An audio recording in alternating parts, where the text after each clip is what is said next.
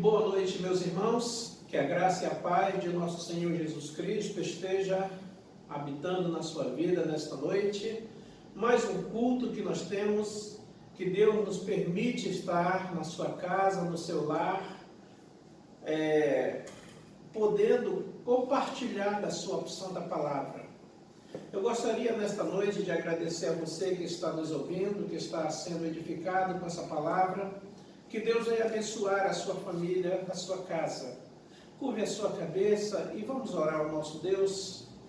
Pai, no nome de Jesus Cristo, eu quero agradecer ao Senhor nesta noite, porque o Senhor, pela tua graça e pela tua misericórdia, nos permitiu estar, Senhor, através desse veículo, Senhor Deus, das redes sociais, poder divulgar a sua santa palavra. Pedimos também que o teu Espírito Santo venha a agir no coração, na vida de cada um, irmão, irmã, jovem, crianças que estão ouvindo a sua palavra, que estão do outro lado, Senhor, ouvindo a sua santa palavra. Abençoa, derrame a sua graça e que possamos, ó Deus, sentir o poder do Senhor, o agir do teu Espírito em nossas vidas nesta noite. Abençoa-nos em nome de Cristo Jesus. Amém. Ok, meus irmãos, nós iremos nesta noite cantar um louvor que tem por título Corpo e Família. Um hino bem conhecido, que toda a igreja conhece, e que nós possamos cantar. Você aí na sua casa também pode estar louvando ao Senhor. Reúna a sua família e vamos louvar ao Senhor com este louvor, Corpo e Família.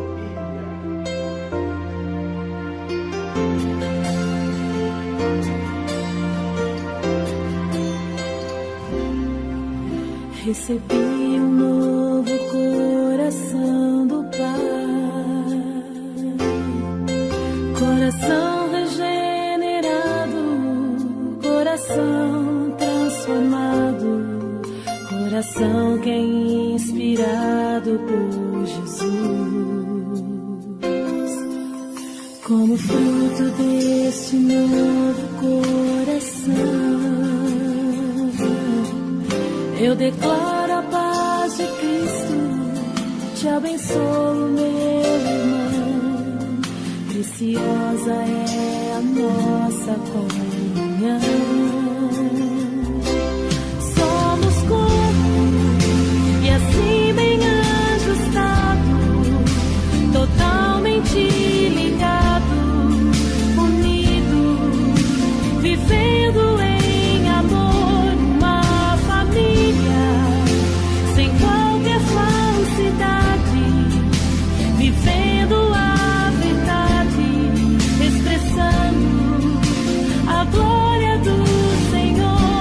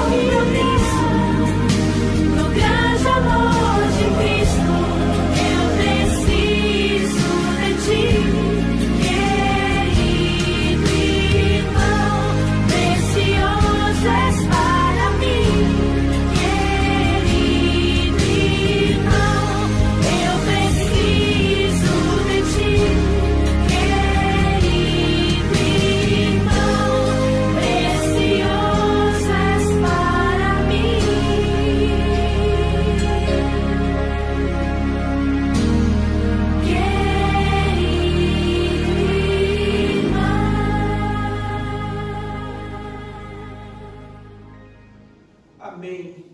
Que todas essas palavras que nós cantamos, que seja real nas nossas vidas. Que realmente nós possamos ter amor uns para com os outros. E nesse momento de pandemia que nós estamos vivendo, distanciamento, a gente sente às vezes a importância de ter comunhão uns com os outros. E é por isso que nós vamos nesta noite meditar um pouco na palavra de Deus. Hoje à noite eu trouxe para a nossa meditação um texto que está no livro de Romanos, capítulo 6. Romanos, capítulo 6, é um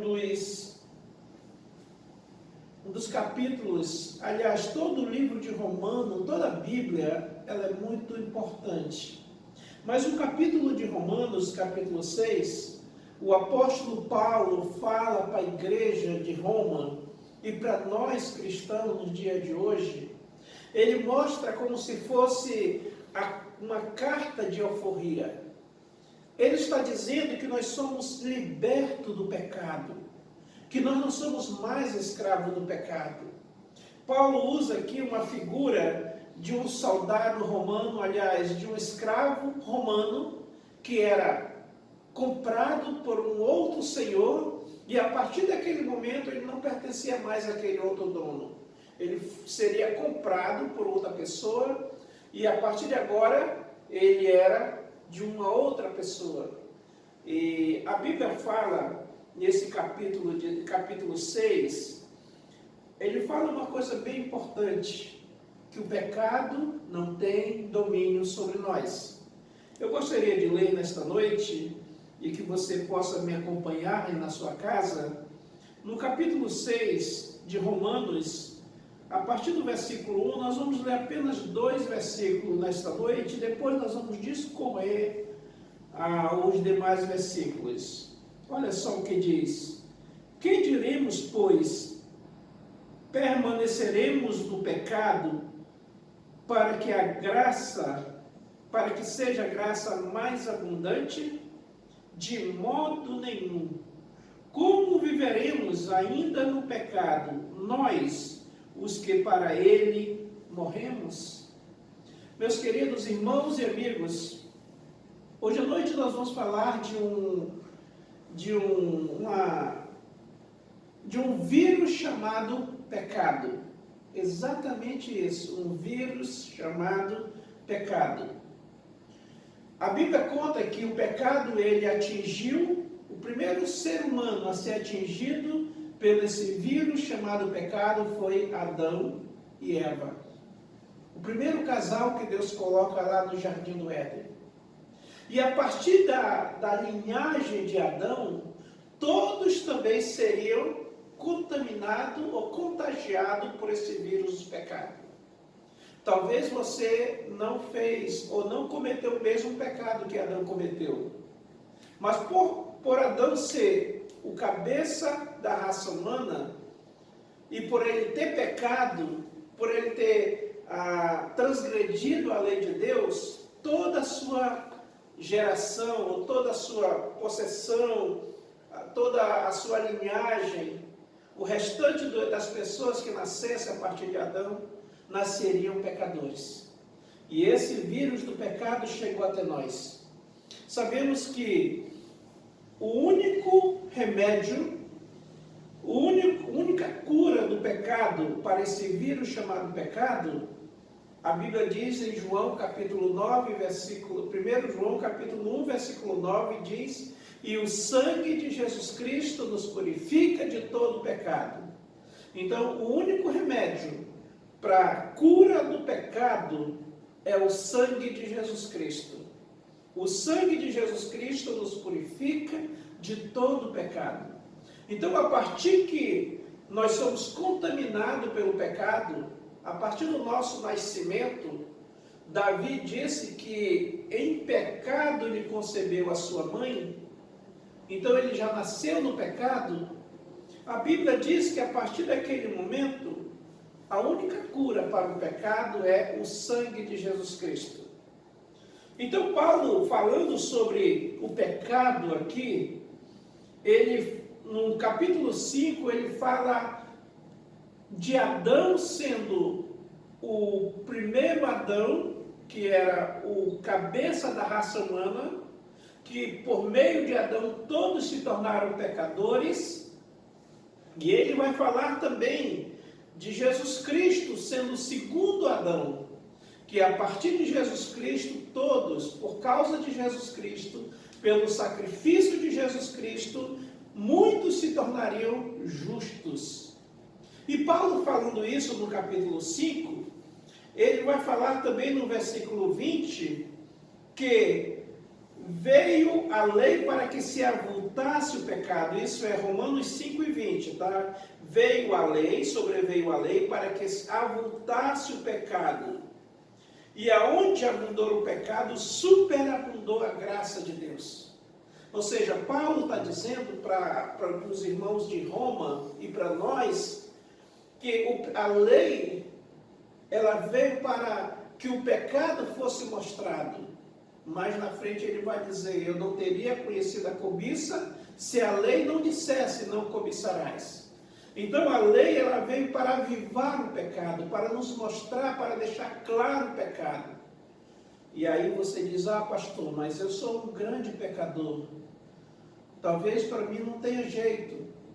Olha o que Paulo diz, aonde abundou o pecado, superabundou a graça de Deus. Então, aonde há pecado, a graça de Deus é muito mais relevante.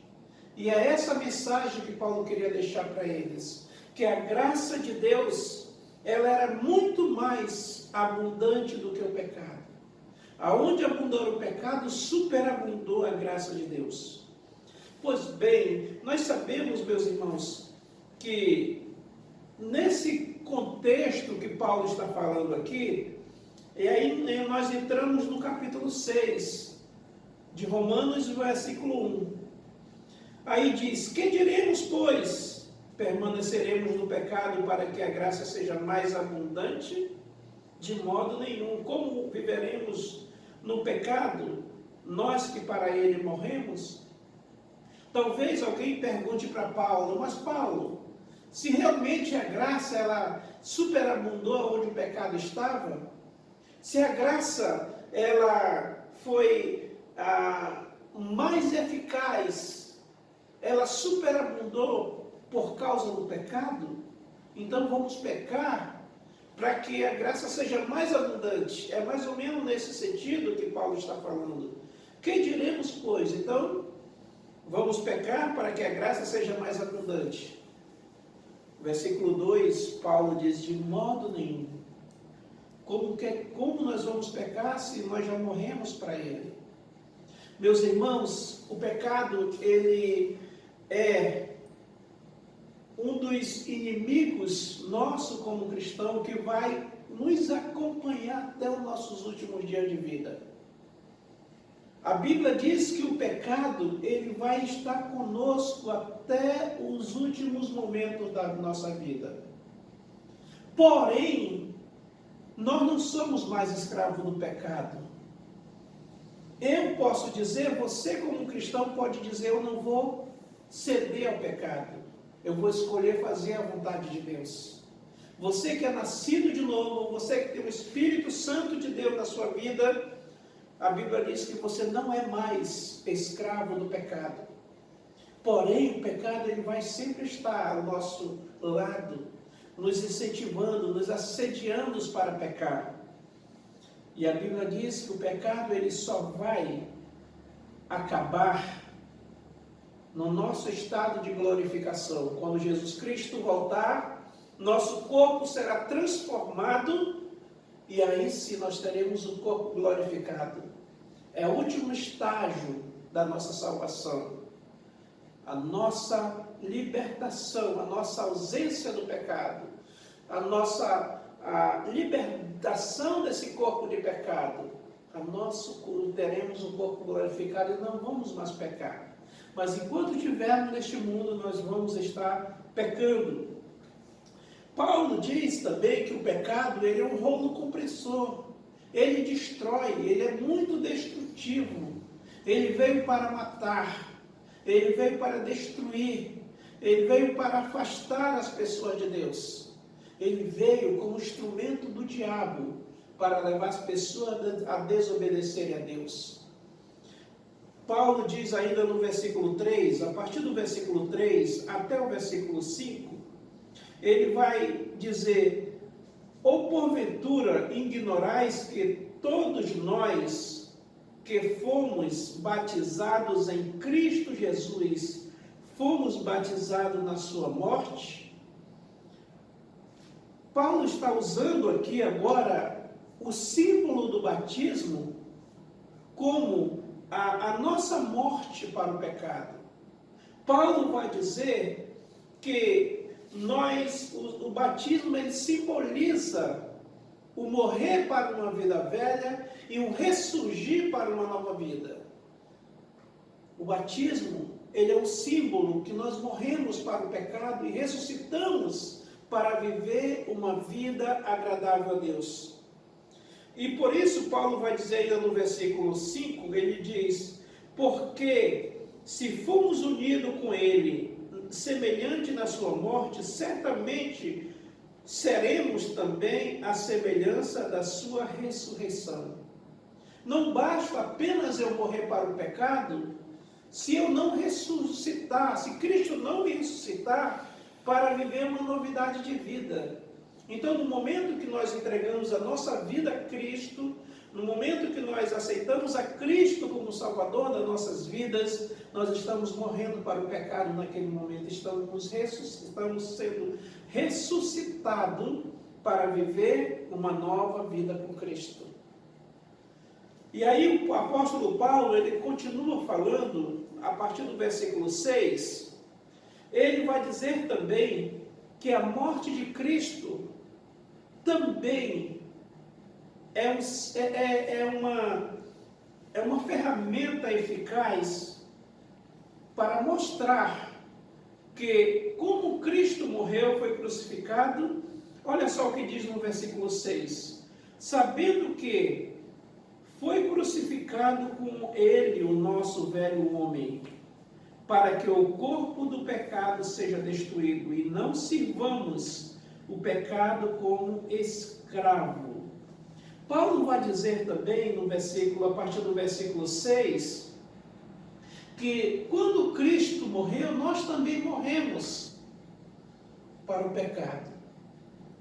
Quando Cristo ressurgiu, nós ressurgimos com Ele para viver uma vida agradável a Ele. Talvez em outra época você deve ter vivido uma vida que não agradasse a Deus. Mas a partir que nós nascemos de novo, nascemos na família de Deus, nós devemos andar em novidade de vida. E o Paulo fala justamente isso. Ele vai dizer que nós já morremos com Cristo, que o nosso velho homem também morreu para vivermos uma novidade de vida. O versículo 10, ele vai dizer: pois quanto a ter morrido de uma vez para sempre, morreu para o pecado, mas quanto a viver, viver para Deus.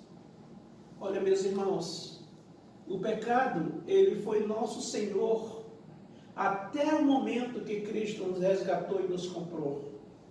O pecado, ele teve domínio sobre nossas vidas até o momento que nós fomos achados por Cristo. Até o momento que nós fomos resgatados e comprados pelo precioso sangue de Cristo. A partir daquele momento, nós somos nova criatura. E ele vai falar isso a partir do versículo 12. Olha só o versículo 12, ele diz: não reine, portanto, em vosso corpo mortal. Não reine, portanto, o pecado em vosso corpo mortal, de maneira que obedeçais às suas paixões, nem ofereçais cada um dos seus membros ao pecado como instrumento de iniquidade, mas oferecei-vos a Deus como ressurreto dentre os mortos, e aos vossos membros a Deus como instrumento de justiça, porque o pecado não terá domínio sobre vós, pois não está debaixo da lei, sim debaixo da graça. Versículo 13, Paulo vai dizer que nós não devemos oferecer os nossos membros como instrumento de iniquidade. Paulo está dizendo que nós não devemos usar os nossos membros. Eu não devo usar minha mão para satisfazer o desejo de Satanás através do pecado. Eu não devo usar os meus olhos para satisfazer o desejo de Satanás por meio do pecado. Eu não devo usar minha boca, minha língua, para satisfazer o desejo de Satanás. Em primeiro lugar, eu devo saber que eu sou uma nova criatura, que Cristo me comprou, que eu não sou mais escravo do pecado. E por que eu vou usar os meus membros para satisfazer? Muitos de nós fazemos isso em nossas vidas. Usamos a nossa língua, a nossa boca, como instrumento de iniquidade. Usamos nossos pés, as nossas mãos, a nossa inteligência para satisfazer o desejo de Satanás. Mas Paulo está dizendo aqui que nós devemos usar os nossos membros como instrumento de justiça. No momento que nós usamos as nossas vidas para glorificar a Deus, para ajudar as pessoas, para fazer algo agradável a Deus, nós estamos usando os nossos membros como instrumento de justiça para Deus. E Paulo vai dizer aqui ainda no versículo 13 que, por que isso? Porque nós não somos mais escravos do pecado. O pecado ele não tem domínio mais sobre nós. Foi dado uma carta de alforria no momento que Jesus Cristo morreu. No momento que Cristo deu aquele brado de vitória, está consumado, e naquele momento ele estava dizendo, está tudo pago. E naquele momento todo cristão, todo salvo em Jesus Cristo recebeu a carta de alforria. Nós não somos mais servo do pecado. O pecado ele teve domínio nas nossas vidas até o momento que nós encontramos-nos com Jesus Cristo. E a partir daquele momento nós somos nova criatura. E a Bíblia diz que o pecado não tem mais domínio sobre nós. Isso não quer dizer que eu não vou pecar, eu vou pecar. Só que o pecado ele não deve ser de forma premeditada nas nossas vidas.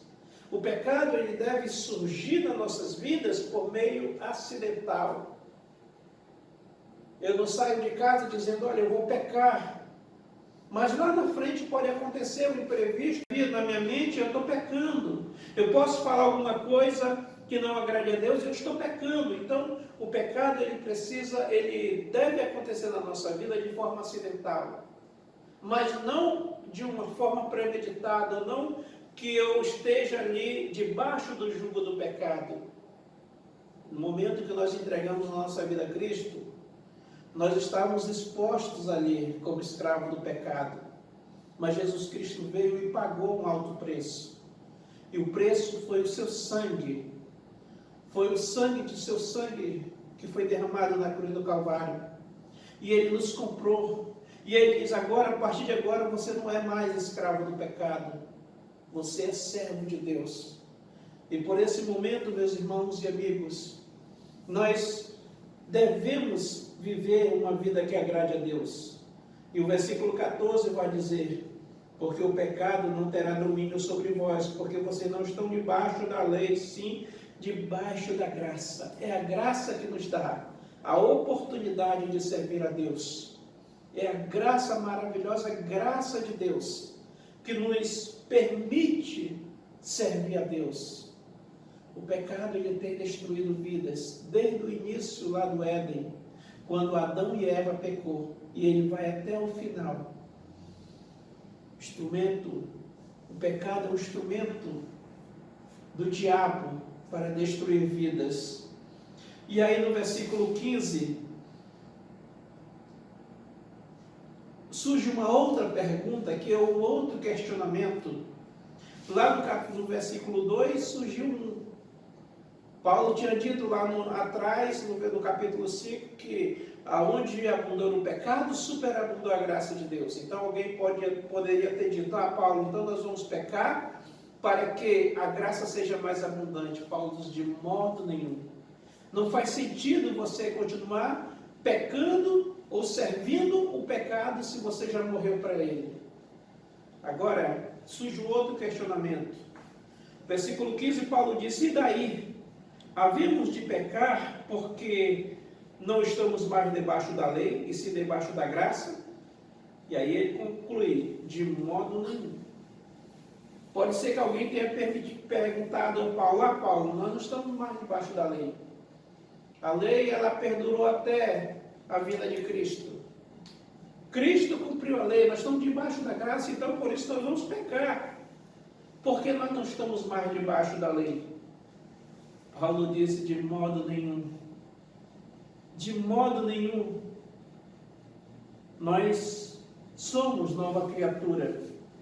E aí o versículo 16, ele vai concluir esse pensamento dizendo: não sabeis que aquele a quem vos ofereceis como servo para obediência, desse mesmo que obedeceis, são servo, seja para o pecado, ou seja para a obediência da justiça. Paulo está dizendo aqui, olha, veja bem, se nós vamos pecar, continuar pecando, aquele a quem vocês obedeceis, esse mesmo são os senhores de vocês. Se nós, meus irmãos, continuaremos pecando, desobedecendo a Deus, isso implica que o pecado ele continua sendo o nosso Senhor. Porque uma vez que a pessoa é salva em Jesus Cristo, ele tem um novo pensamento. O pensamento dele, a atitude dele vai ser de agradar a Deus. E Paulo vai dizer ainda no versículo 17, ele diz: mas graças a Deus, porque noutro tempo, a obedecer de pecado, contudo viertes a obedecer de coração, de forma de doutrina. Paulo está dizendo aqui que em outro tempo nós éramos realmente escravos do pecado. E talvez você nesta noite que está ouvindo essa palavra, você deve lembrar da sua vida pregressa quando nós éramos antes. Pecávamos, algumas pessoas tinham alguns vícios de bebida, fumo, algum tipo de vício. Mas tudo isso nós fomos libertos por Jesus Cristo.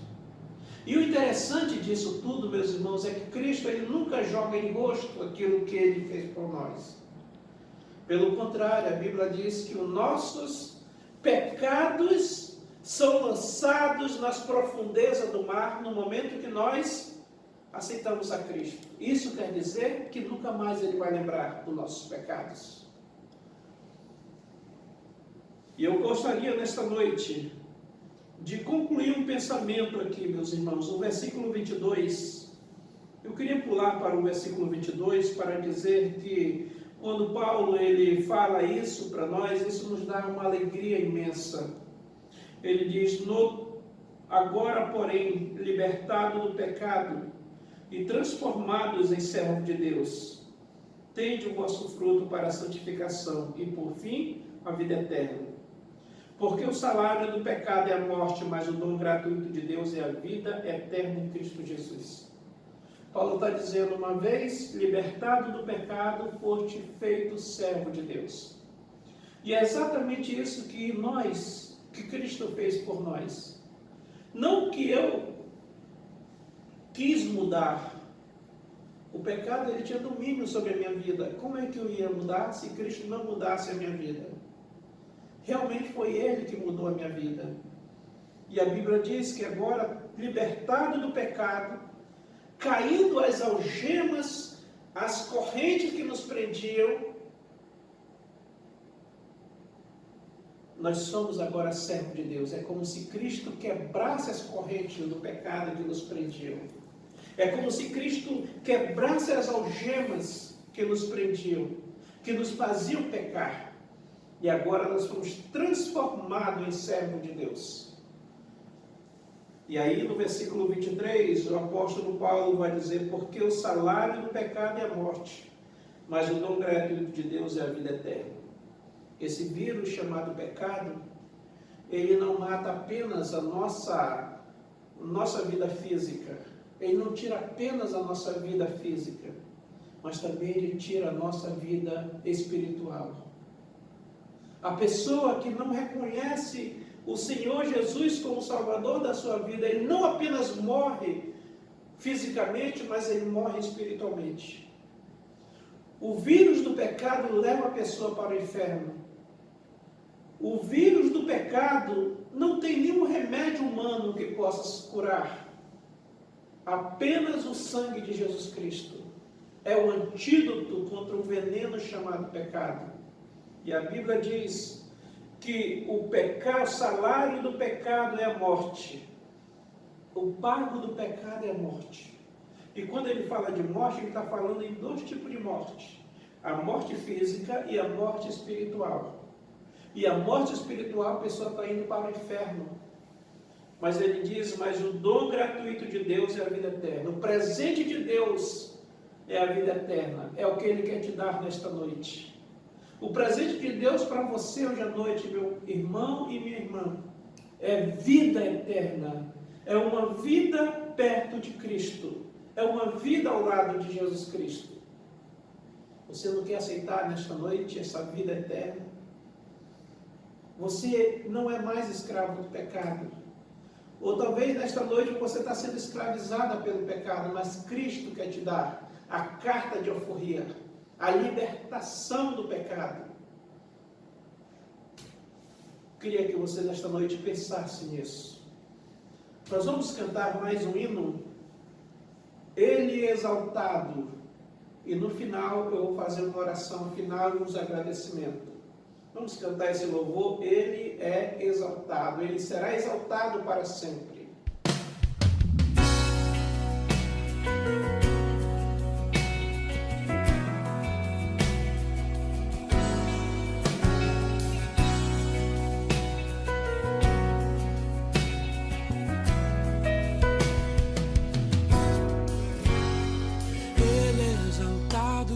O Rei exaltado no céu, eu louvarei.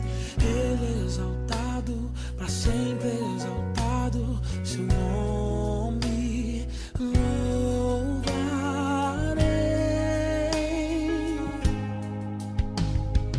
Ele é o Senhor, sua verdade vai sempre reinar.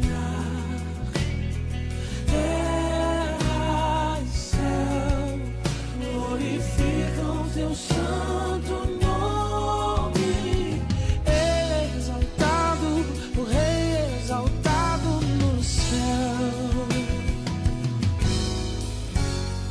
Ele é exaltado, o Rei exaltado no céu.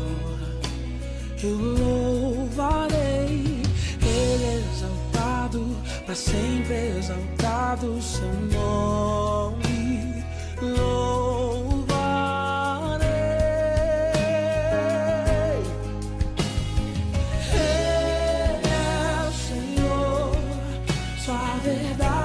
Vai sempre reinar. Terra e céu glorificam seu santo nome. Ele é exaltado, o Rei exaltado no céu. Ele é o Senhor, sua verdade vai sempre reinar.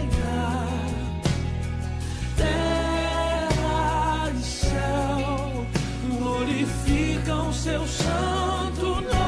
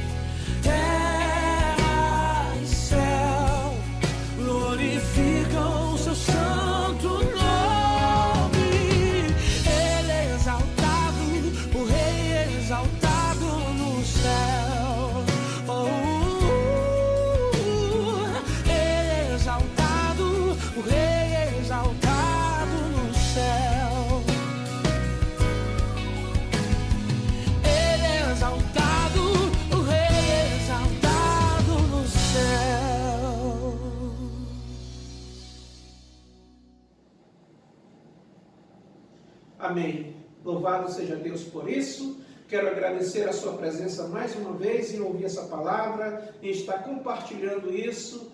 E gostaria de orar com você. Vamos orar agradecendo ao Senhor. Pai, no nome de Jesus Cristo, eu quero agradecer porque o pecado não tem domínio mais sobre nós, ó Deus. O sangue de Jesus Cristo, seu Filho, nos purificou de todo o pecado e continua nos purificando.